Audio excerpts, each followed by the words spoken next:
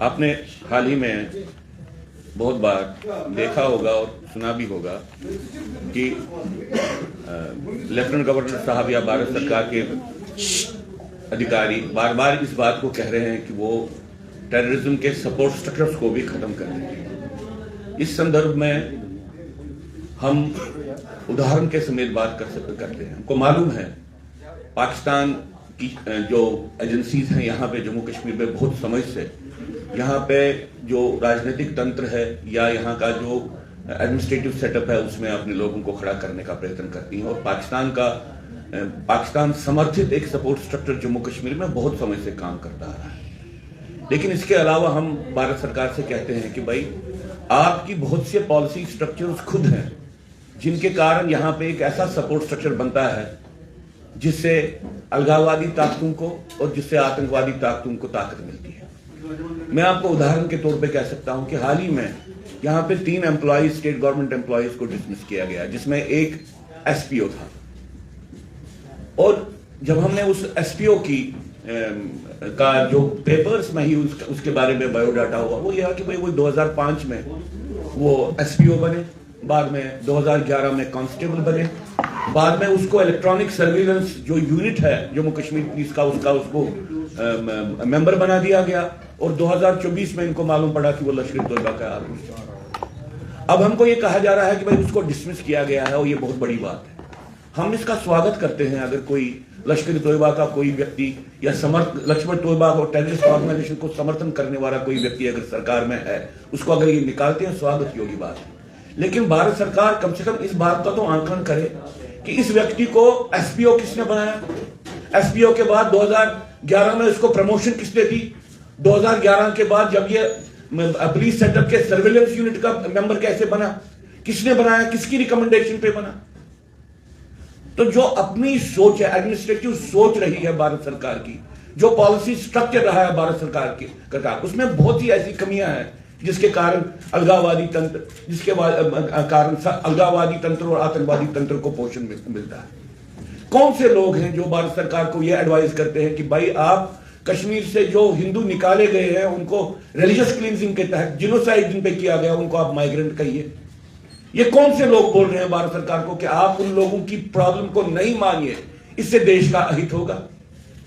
ये वही लोग हैं जो लोग ये पॉलिसी बनाते हैं कि भाई अंदर ऐसे लोगों को आने दो, ऐसी व्यवस्था का निर्माण करते हैं कि अंदर ऐसे लोग आते हैं जो अंतोगत बाद में हमको मालूम पड़ता है कि वो अलगाववादी तंत्र के साथ मिले हुए। इसलिए ऐसी बहुत सी बातें हैं जैसे कि भाई टेररिज्म के रीजन को नहीं समझो, टेररिस्ट की आइडियोलॉजी के बारे में नहीं सोचो, सिर्फ टेररिस्ट के बारे में सोचो। ये कौन व्यक्ति है भारत सरकार के भीतर जो ऐसी सोच बनाते हैं कि आप बीमारी किस कारण है उसके बारे में नहीं सोचो और बीमारी का एक सिम्टम के लिए आप दवाई दे दो, पैरासिटामोल दे दो। सरकार के अंदर ही तो है। और मैं आप ये कांग्रेस सरकार की बात नहीं कर रहा हूं, पिछले 10 साल से तो बीजेपी सरकार में ये क्यों नहीं ठीक हुआ।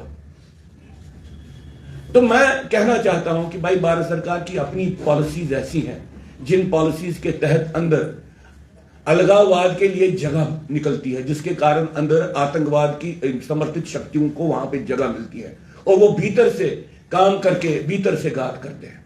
जब तक ना ये पॉलिसीज चेंज होंगी, जब तक ना ये पॉलिसी स्ट्रक्चर चेंज होगा, तब तक आप अगर पाकिस्तान से आप पूरा हथियार आना आतंकवादियों के आने को बंद भी करेंगे तब भी अलगाववाद खत्म नहीं होगा, क्योंकि भारत सरकार अभी भी अपनी गलत पॉलिसियों को ठीक नहीं कर रही है और उसके कारण जो प्रॉब्लम हो रही है वो आपके सामने है। मैं आज आपके माध्यम से एक और बात और कहना चाहता हूं क्योंकि यहां पे ये बात हुई। देखिए कश्मीर घाटी में जिनोसाइड हुआ है, इस जिनोसाइड को न मानना भारत सरकार का सबसे बड़ा समर्थन है अलगाववाद को। इस जिनोसाइड को रिकॉग्नाइज नहीं करना भारत सरकार का सबसे ज्यादा पोषण है अलगाववाद को, जो अंदर है, जो भीतर है। क्योंकि कश्मीरी हिंदू के खिलाफ जो हमला हुआ वो भीतर से हुआ, वो कोई बाहर से नहीं हुआ। भीतर के लोगों ने हमला किया, भीतर के लोगों ने उनका वहां पे जो रहन सहन है उसको नष्ट कर दिया और भारत सरकार इस विषय को छेड़ना नहीं चाहती है। और जब वो इस विषय को छेड़ना ही नहीं चाहती है, जिन तत्वों ने ये किया वो उनको बचाती है, चाहे जानबूझ के बचाती है या बाय इम्प्लीकेशन बचाती है। इसलिए हम आज फिर से निवेदन करते हैं, मोदी जी को निवेदन करते हैं, अमित शाह जी को निवेदन करते हैं और उनको ये कहते हैं कि भाई आप अपनी पॉलिसी स्ट्रक्चर्स को देख लीजिए। आपकी पॉलिसीज में ऐसी प्रॉब्लम्स है जिसके कारण अलगाववाद आगे चल रहा है।